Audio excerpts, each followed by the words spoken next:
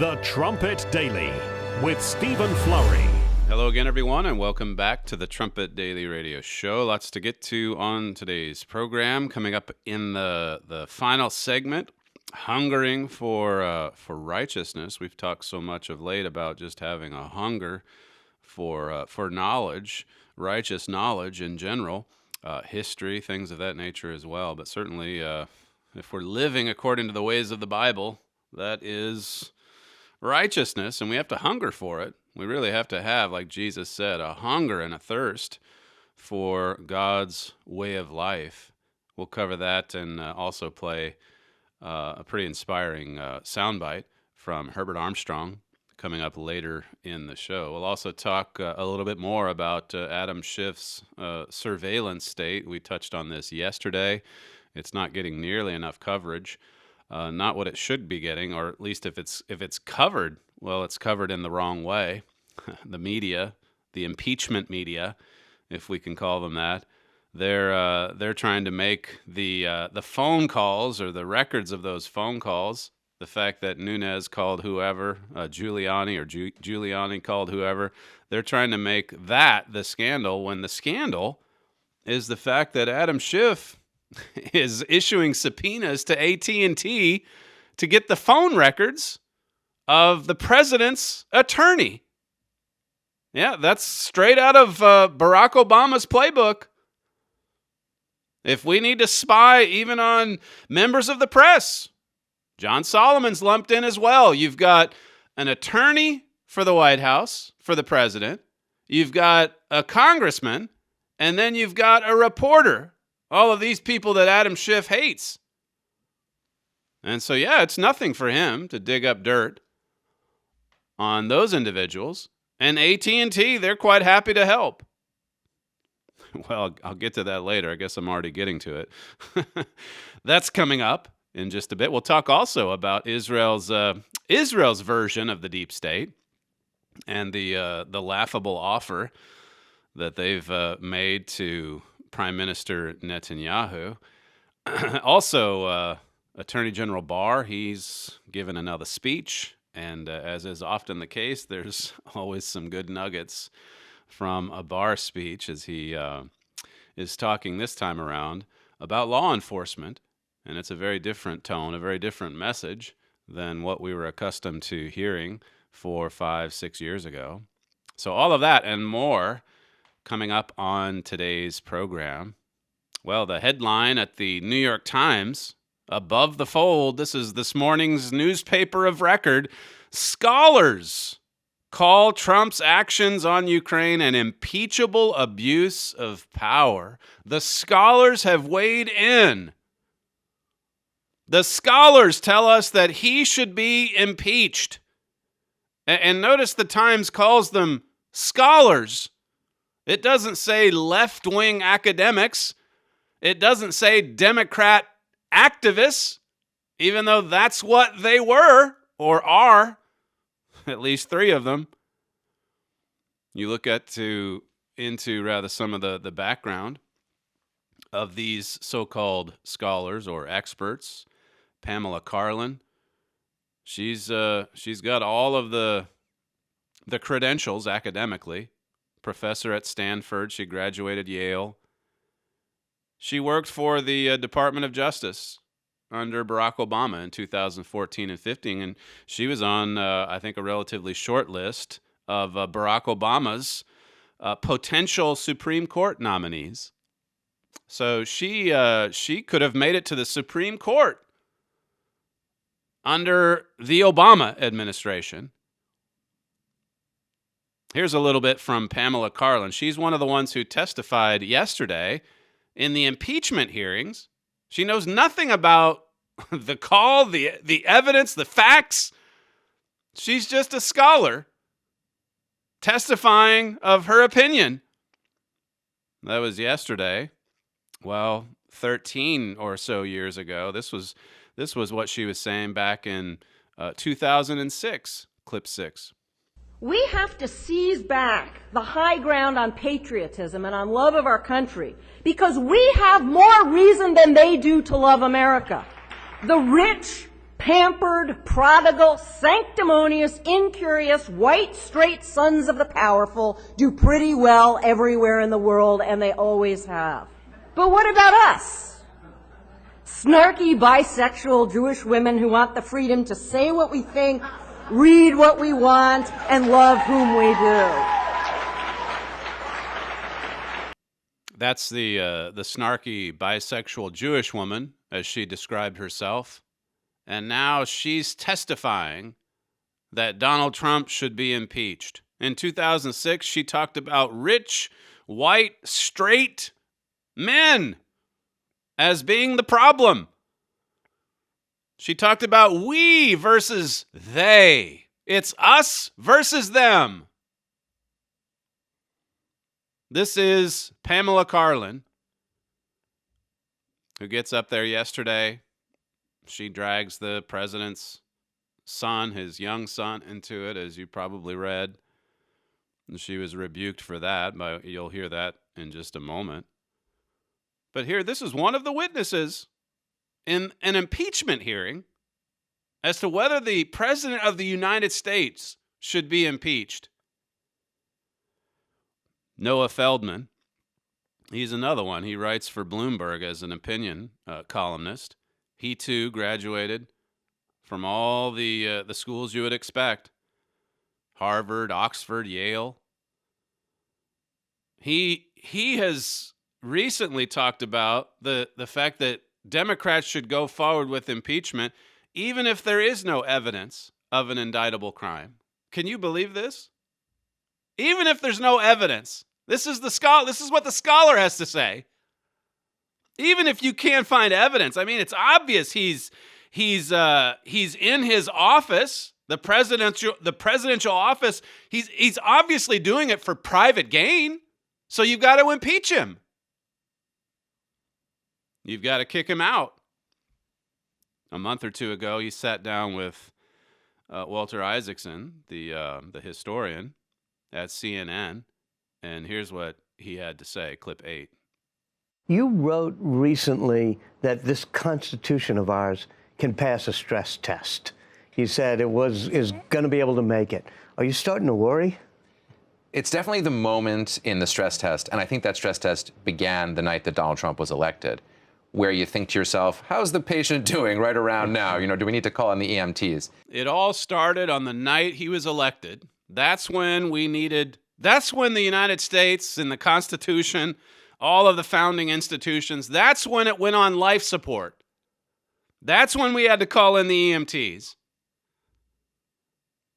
Just like we've noted before, the impeachment, the talk of impeachment, it started even before he was inaugurated. It actually started the night he was elected, November of 2016. According to Professor Feldman, America needed emergency medical attention the night 63 million Americans voted in Donald Trump. Feldman recently wrote this.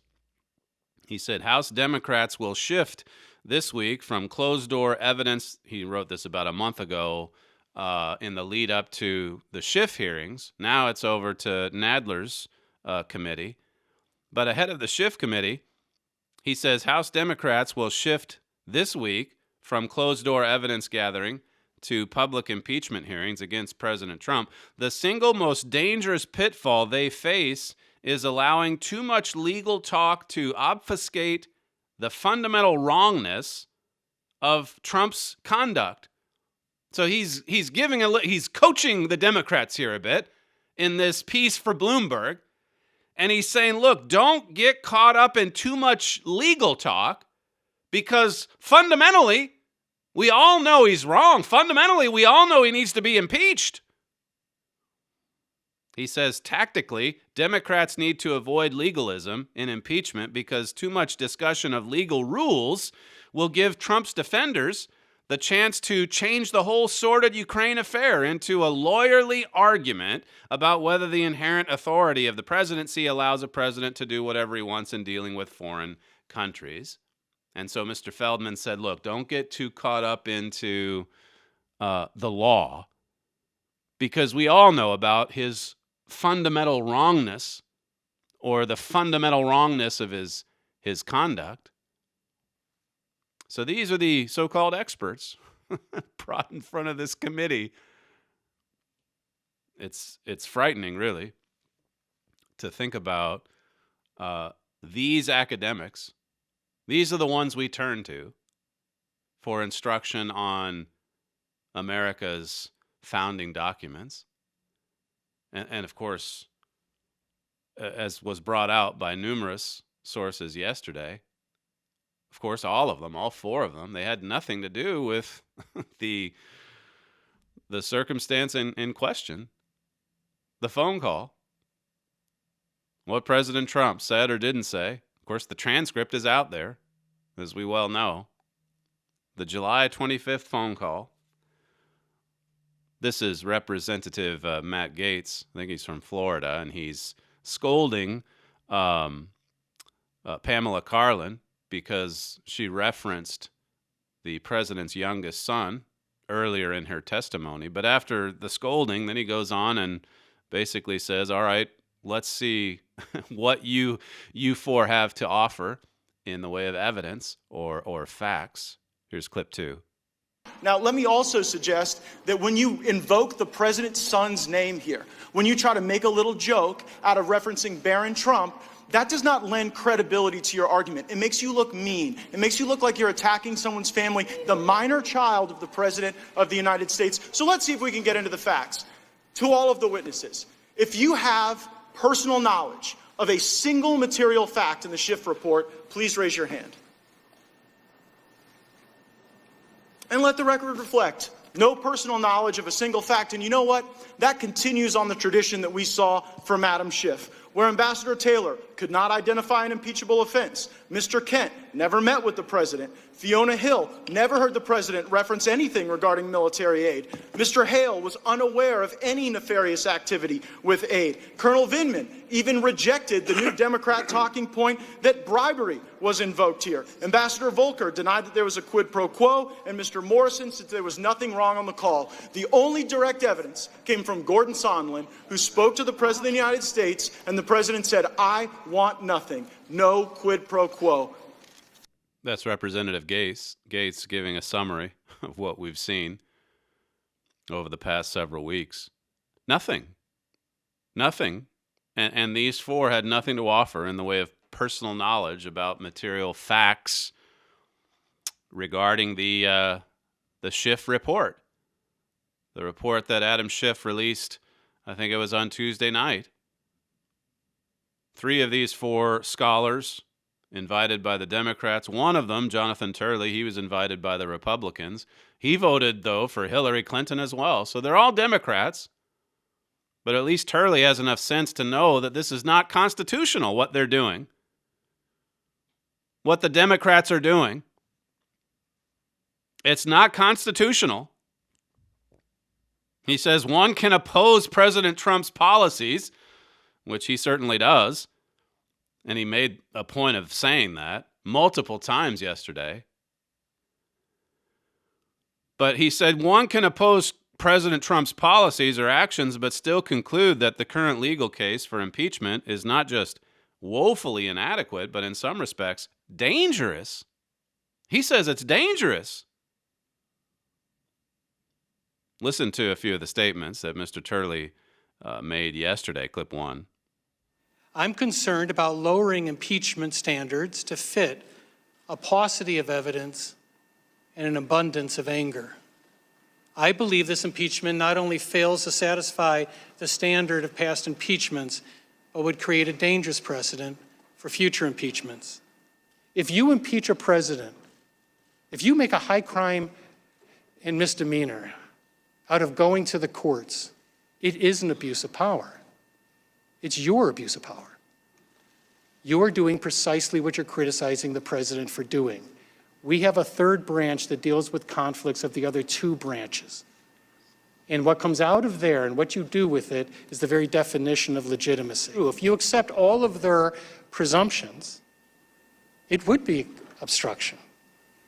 But impeachments have to be based on proof, not presumptions. That's the problem when you move towards impeachment on this abbreviated schedule. This would be the first impeachment in history where there would be considerable debate, and in my view, not compelling evidence of the commission of a crime. Second is the abbreviated period of this investigation, which is problematic and puzzling.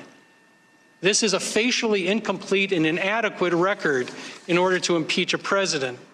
It's a montage there of Jonathan Turley, one of the four scholars who doesn't agree with this, who says it's not constitutional, who, as you just saw there, if you watch the video feed, he looked at the Democrats and said, look, you're doing precisely what you accuse the president of doing. You're guilty of an abuse of power. You're guilty of what you're accusing him of doing. Look at Adam Schiff and the phone records. They go on and on about Trump and his people being in cahoots with the Russians, first the Russians, now the Ukrainians. And then here comes these surveillance state tactics. Adam Schiff sending a subpoena to AT&T, and AT&T could have fought it in the courts. They didn't do it. They issue this weak statement saying that, well, we have to answer to the subpoena. And of course, when the subpoena, the Republicans were made aware of it back when everything was supposed to be kept secret, so they couldn't even kick up a fuss then. It just shows up in the report as it appears on Tuesday. Right there in all the fine print at the end of the report. Digging up dirt. Or what they say is dirt. It's just the metadata. There's no actual conversations. But the media take it and run with it. Devin Nunes called Giuliani? This is serious. This is a serious crime.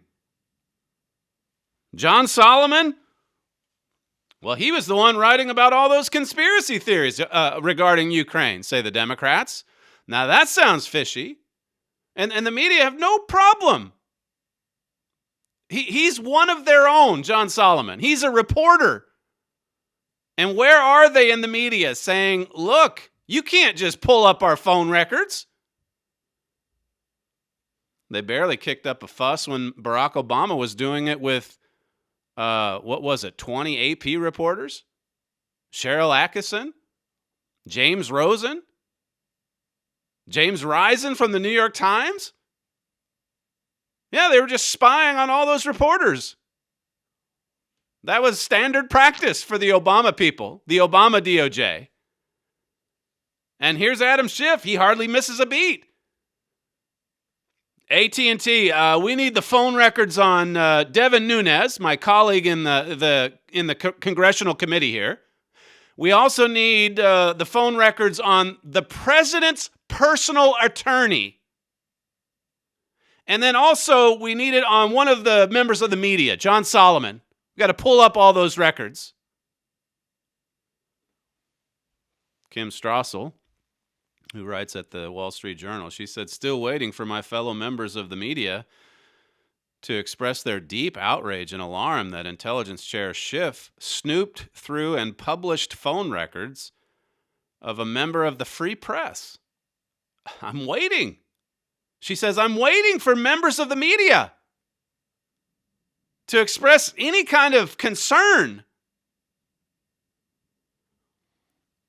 John Solomon, he's one of the ones they pulled up metadata on. It says here, he tweeted, Adam Schiff arbitrarily releases my phone records as a First Amendment protected reporter. State Department bureaucrats reportedly monitored my social media. A witness gratuitously drags a 13-year-old boy into the impeachment. Whatever happened to civil liberties, privacy, and decency? That's John Solomon. And then Rudy Giuliani, for his part, he tweeted it out as well. You're taking away. Well, he just gave a summary of everything that they've done. The tactics. of these Democrats. All of this evil. Guilty of the very things they're accusing this president of doing.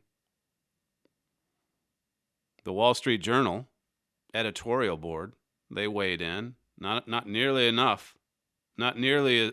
There should be a lot more weighing in with columns like this. And the Journal editorial board, it's not like they're big fans of President Trump. But it says here, Democrats are trying to convince Americans that President Trump should be ousted for trying to dig up dirt on a rival. They'd have more credibility if they didn't abuse their surveillance powers for drive-by smears of Republicans and a free press. It's right out of Obama's playbook, as I said. It says here, the press is playing this as if the calls are a new part of the scandal. But the real outrage here is Mr. Schiff snooping on political opponents. See, he snoops, and then the press, they take their cue, and they run with it and say, oh, well, the phone calls, that's scandalous. They don't know what was said on the calls. It's just the fact that Nunes, on 3 occasions, I think it was, that he would call Rudy Giuliani. They know, you see, they can assign motivation. They can divine it. They know it's evil. They know that if there was communication, any communication, that it was evil. See, they know. They knew the night he was elected that all the founding documents of the United States, that the United States itself was on life support. Pretty scary. What would have been kept under wraps, as my father has said before, had Hillary Clinton won the election in November of 2016? The Journal editorial board says here, this is unprecedented and looks like an abuse of government surveillance authority for partisan gain. Democrats were caught using the Steele dossier to coax the FBI into snooping on the 2016 Trump campaign. Now we have elected members of Congress using secret subpoenas to obtain and then release to the public the call records of political opponents. Look at what's happening here. Look at what they're doing. And what did Turley say? Well, you're doing precisely what you accused this president of doing. That's the real scandal here. It says Mr. Schiff's metadata disclosures hardly bear on his impeachment case. Mr. Giuliani had broadcast to the world that he wanted Ukraine to investigate Hunter and Joe Biden. But he's also Mr. Trump's personal attorney. Does Mr. Schiff have a legal opinion saying he could ignore attorney-client privilege? Is there such a thing as attorney-client privilege when it's President Trump in office? Because we sure heard a lot about that when Barack Obama was in office. Those attorneys surrounding him were untouchable. They were untouchable. But now we've got the phone records of one of the president's attorneys. It says Mr. Schiff's accusations against Mr. Nunes are even more suspect. The Democrat doesn't know the content of Mr. Nunes' conversations, and the Republican says he believes his spring talks with Mr. Giuliani related to the Mueller report. Mr. Nunes can speak to whomever he likes, and Mr. Schiff has no authority to investigate fellow members. Since Mr. Schiff is going to release the call logs of Republicans, can we see the logs of his calls with the impeachment press? This is what we'll never see. All of the members of the media that Adam Schiff has called to leak exactly the information he wanted out there, so as to frame the narrative just so.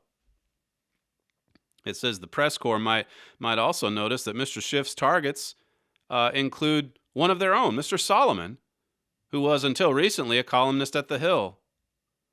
The media usually condemn government officials who use surveillance to track and intimidate the media But here they are cheering Mr. Schiff on. See, usually they're just appalled by this kind of behavior.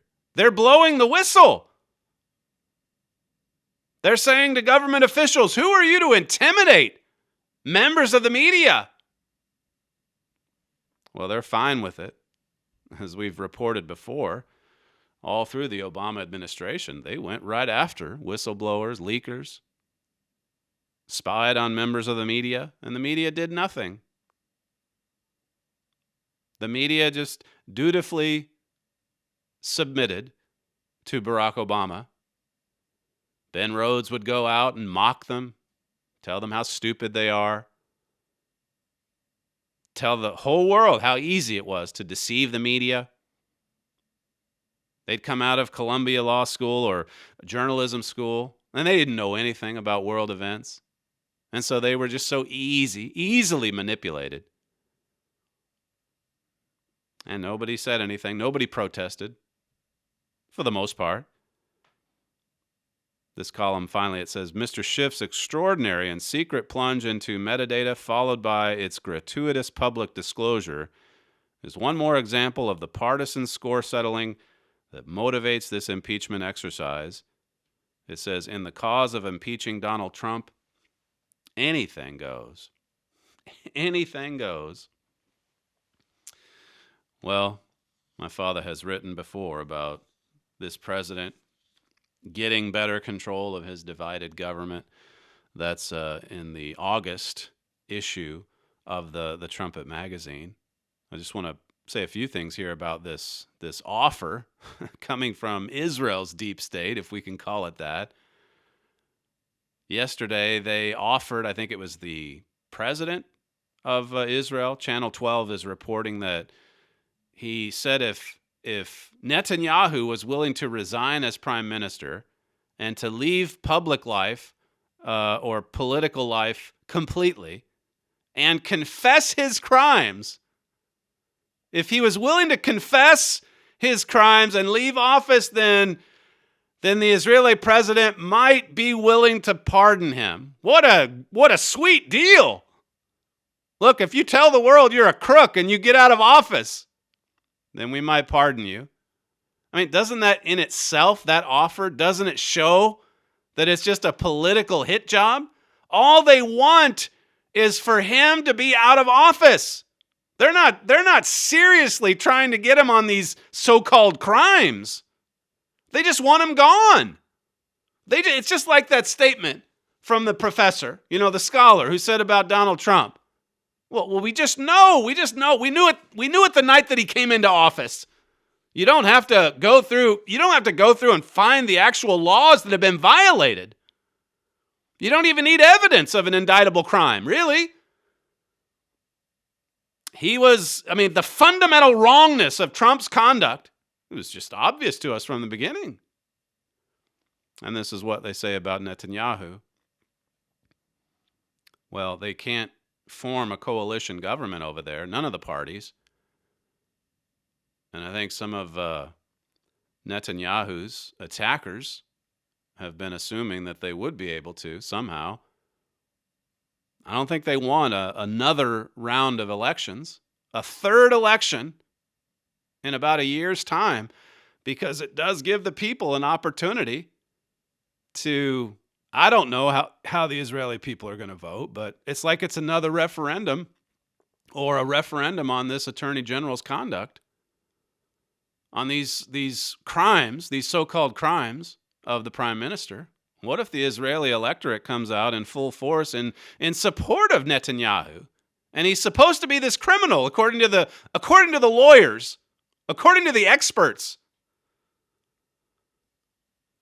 There are some polls in Israel indicating that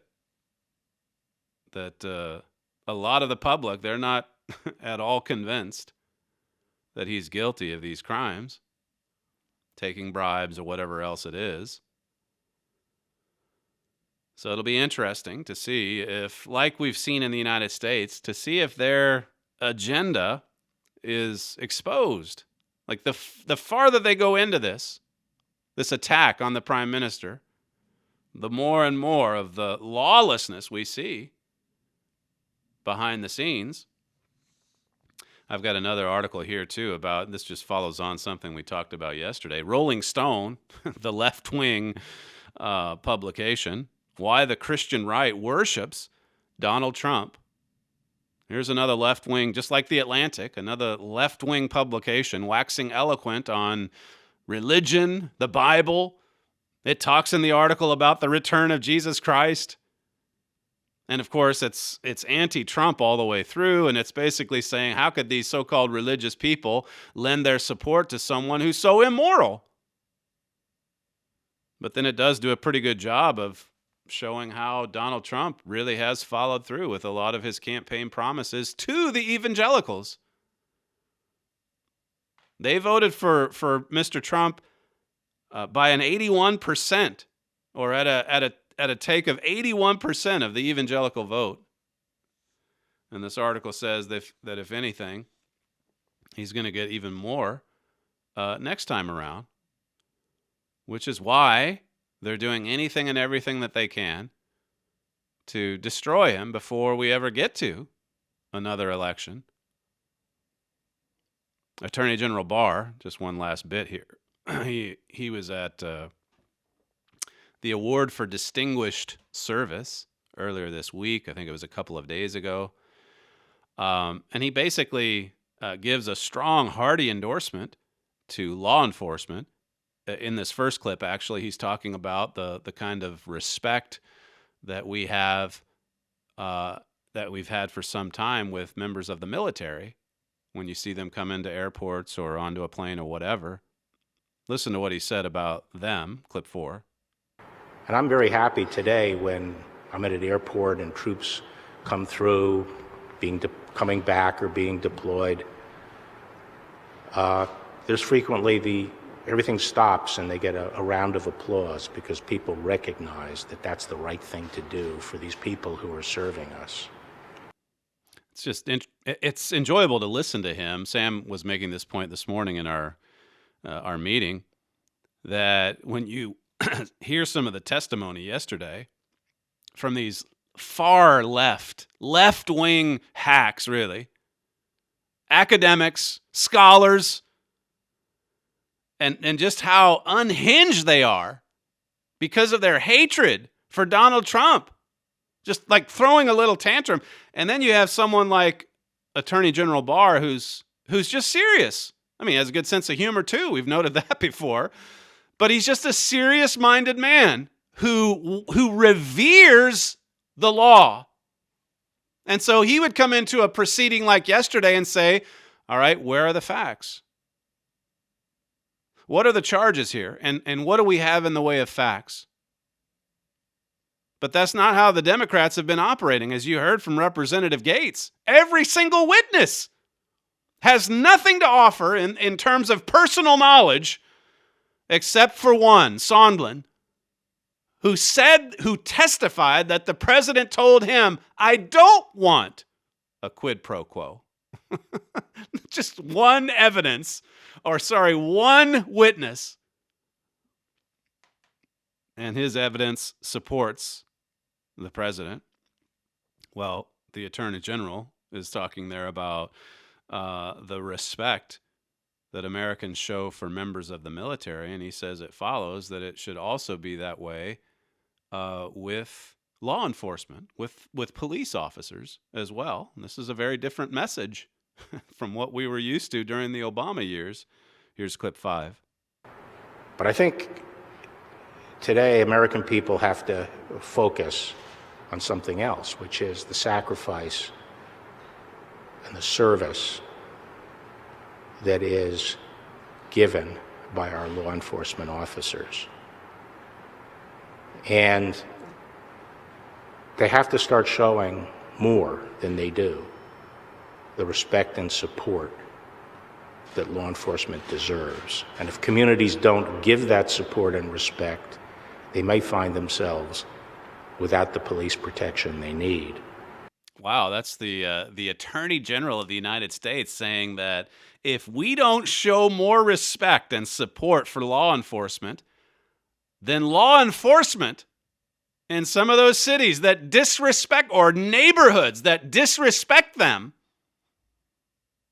they may disappear. And then you'll see what it's like without the support of law enforcement. You know, we've heard all through this yesterday in particular, here are the scholars saying, we've got to do it. We've got to uphold the law. We've got to uphold the Constitution.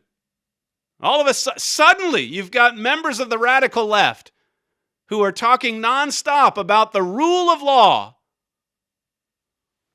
And yet here, right at the grassroots level, right out on the front lines, you have policemen that are upholding the rule of law.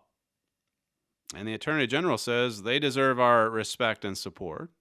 And if we don't give them that, well, then we might find ourselves without the police protection that we need. Back in 2015, this was following that attack on the police, just that dreadful attack in Dallas. And then we featured the police being under attack right on the cover of I think it was the July issue that year. And my father said as much. Law enforcement's under attack. And he talked about all these cases where people from some of these dangerous neighborhoods, instead of pointing fingers at criminals, they were wanting to point fingers at police. He said, you need to recognize how dangerous these trends are, my father said. I mean, I just want to read this so that you can see the contrast between what it was like in the previous administration and what you heard earlier this week with the Attorney General's speech, or that clip I just played for you. My father said, the federal government is fueling people's mistrust of their local police forces, playing up the seriousness of these problems. One reason is that this administration is positioning itself to step in and solve them while taking more power to itself. And then my father quotes Al Sharpton, who was in and out of the White House. It was like a revolving door during the Obama years. Sharpton was in there. And then when there were some of these scandalous acts that the media, well, some of it wasn't even scandal. The media just made it up. You had Sharpton and others out there saying that the Department of Justice needs to step in and take over policing the country. They wanted the DOJ to have that power, even at the local level, to intervene and to take over law enforcement because you couldn't trust the police. That was the message. That was the message in 2015. My father said they're tearing down the police, the nation's last line of defense. Now you have, during this temporary resurgence, now you have an attorney general out there who's building it back up. You're listening to Stephen Flurry, and this is the Trumpet Daily Radio Show. If you'd like to email the program, you can send comments to td@kpcg.fm. We'll be right back.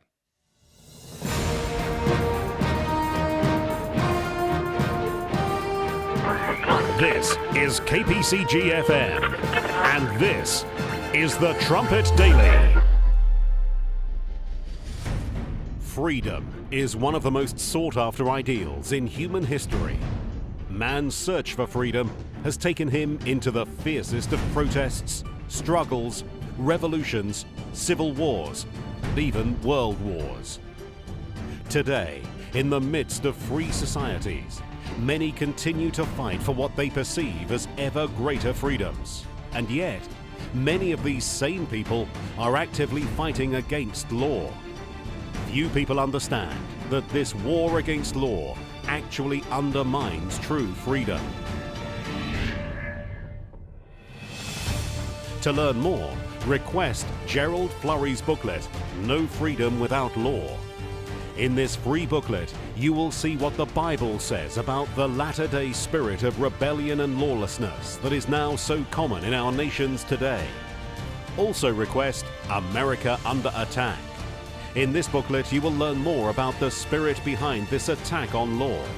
You'll see where this is leading. Both booklets are offered freely at no cost or obligation to you. Request No Freedom Without Law and America Under Attack. Email your request to td@kpcg.fm. at kpcg.fm or visit thetrumpet.com. From the Philadelphia Church of God campus in Edstone, England, this is the Trumpet Daily program with Stephen Flurry.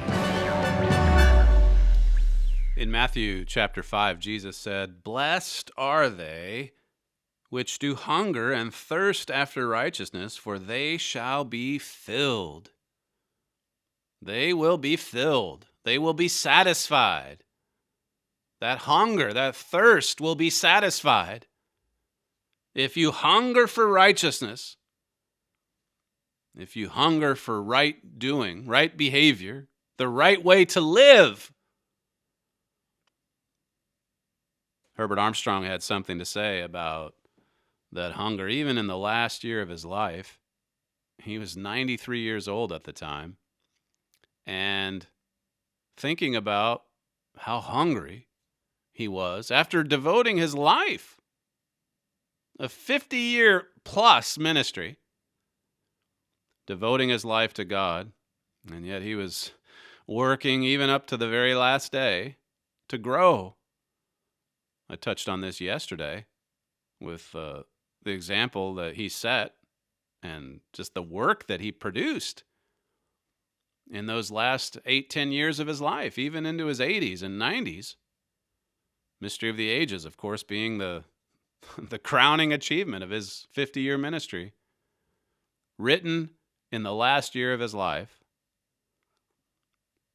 Well, here's what Mr. Armstrong said in April of 1985. This was less than a year before he died. Clip 7. In the last year or more, I've been especially concerned about the passage of Scripture that talks of hungering and thirsting for God's righteousness.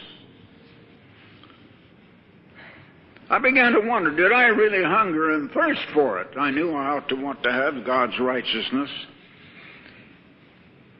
And I had to really stop to think and begin to pray about it before I began to really, and I thought I had, but I hadn't really hungered and thirsted for it. I want God's righteousness. Now, if you can understand, you will too. That's from April of 1985, one of my favorite clips from Mr. Armstrong. He went on to describe God's character, God's righteousness. He talked about how God doesn't suffer. He doesn't have any fears. He doesn't sorrow except when we bring it on him. But Mr. Armstrong described a God who has no aches or pains. And he mentioned how God is just full of perfect righteousness. He is perfect, vibrant health. He overflows with joy, with happiness and goodness. And in describing that perfect character, Mr. Armstrong then said, now that's something to really hunger and thirst for. To be righteous like God is righteous. To be blessed with joy and with peace, with happiness and goodness, with contentment. That's what conversion in God's church is all about. Coming out of this world and the ways of this world and living, like it says in Galatians 2, unto God. Being a living sacrifice for God. Again, yesterday, you'll remember Mr. Armstrong said, I don't know how long I'm going to live. I just know that I belong to God. And it's up to Him. He decides. I know that as long as I'm here to serve Him. As long as we're here to hunger and thirst for God's righteousness. And if we do, it's not only going to be satisfied or filled, as Jesus said, we're really going to reap such wonderful blessings from God, even in this life. John 10 and verse 10. Jesus came so that we could have an abundant life, so that we could live the abundant life. But think about the aches and the pains and the harm, the frustrations, the worries, the fears. Think about what we so often bring on ourselves because of sin, because of mistakes.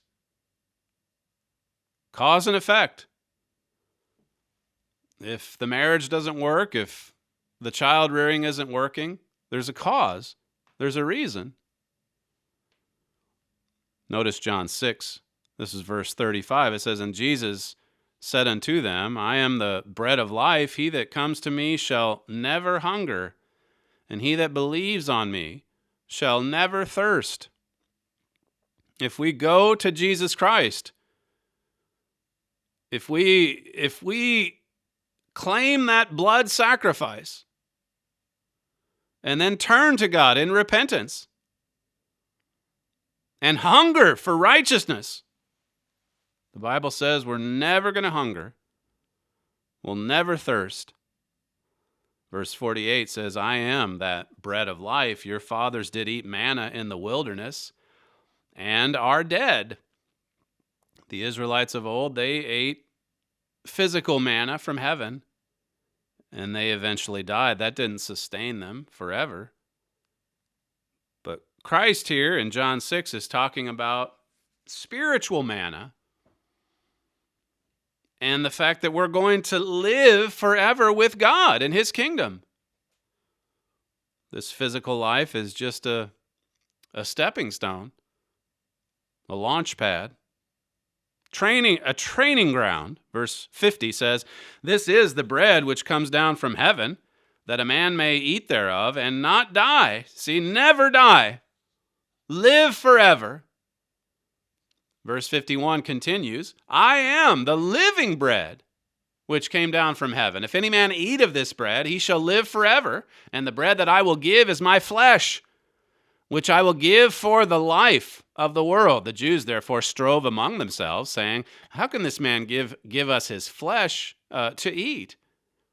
And then Jesus said to them, "Verily, verily, I say unto you, except you eat the flesh of the Son of Man and drink his blood, you have no life in you. Whoso eats my flesh and drinks my blood has eternal life, and I will raise him up at the last day. For my flesh is meat indeed, and my blood is drink indeed. He that eats my flesh and drinks my blood dwells in me, and I in him." So every year, when you observe the Passover service the way that God says to, and He lays out instructions for us on that in 1 Corinthians 11 and elsewhere, but we are symbolically, we're taking that broken bread, we're consuming that little glass of wine and communicating to the Father that we hunger and we thirst for righteousness. Of course, we're accepting that shed blood and that broken body sacrifice so that we might be healed, so that we might be saved. But we're also saying we're really hungry for Christ to live in us. 1 John 4, 1 and 2. For Christ and His mind to come into our minds. Philippians 2 and verse 5. Verse 57 here, it says, "As the living Father has sent me, and I live by the Father, so he that eats me, even he shall live by me." So Christ is saying, here's what I mean about eating my flesh and drinking my blood. It's living by me. It's following in my steps. 1 Peter 2:21. Following in the steps of Jesus Christ. Getting to really know God. Hungering for God's way. Hungering for His righteousness. Hungering for His mindset. I've used this quote before with college classes. It's from an old book about, well, it's about reading. And the guy's point here is this author is that you get to know someone in your day-to-day life by conversing with them, spending time with them. And he was just making the point that you can do the same thing with someone of old by just reading and studying everything about their life, like we've done with Winston Churchill. We have a class on Winston Churchill, and he's been dead over 50 years. We have a class on Herbert Armstrong. He's been dead over 30 years. Of course, everyone that we study in the Bible has been dead for thousands of years. But by studying God's Word, we can actually consume Jesus Christ. The Bible is the Word of Jesus Christ. It's Jesus Christ in print. So this author here, he says, in ordinary life, what would we do if we wished to know a man more thoroughly? We would, if possible, live beside him and associate with him. We would notice his appearance, his dress, his house, his everyday habits. We would study his demeanor in all the varying scenes of life, in joy and in sorrow, beside his friends and in the presence of his enemies. And we would listen to all his sayings, his careless conversation by the fireside, and his deliberate utterances before the public. And last of all, we would place ourselves in imagination in his circumstances and look at things from his point of view. It's a valuable lesson.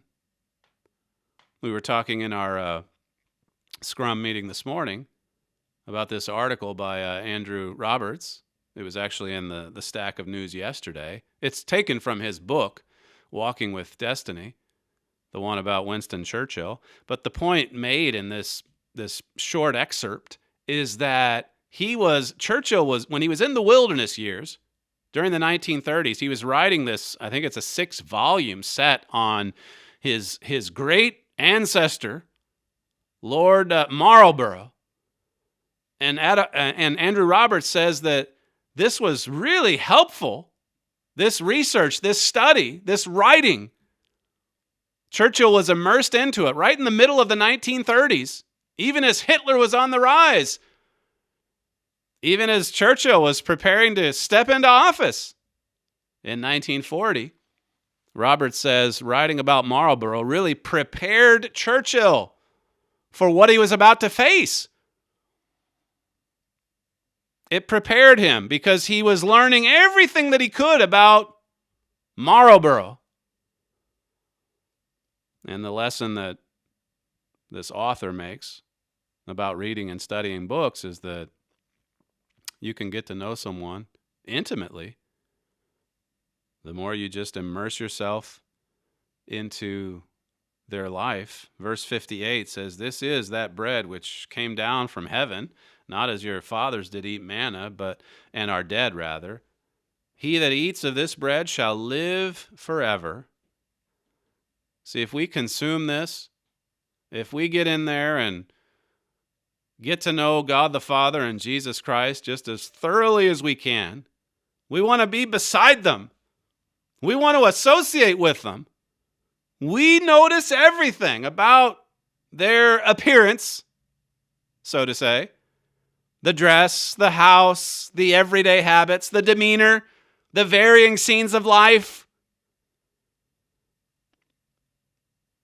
That's who we're getting to know if we're hungering and thirsting for righteousness, because they live righteously. They're perfect in character. And to the extent that we obey the laws that they gave to us for our own good, for our own benefit, we can be more like them. 1 John 2 and verse 3, "Hereby we do know that we know him if we keep his commandments." We know God if we're obeying God, if we're keeping his commandments. Verse 4 of that same chapter, this is 1 John 2, It says, he that says, I know him and keeps not his commandments is a liar, and the truth is not in him. But whoso keeps his word, in him verily is the love of God perfected. Hereby know we that we are in him. He that says he abides in him ought himself also so to walk, even as he walked. We walk in his steps. We follow in his steps. This is what we hunger and thirst for. And Mr. Armstrong, as you heard, he had that hunger even up right into his last year on earth. It's a great example for the rest of us. You're listening to Stephen Flurry, and this is the Trumpet Daily radio show. Don't forget to email the program, td@kpcg.fm. Thanks for joining us today, and we'll see you tomorrow.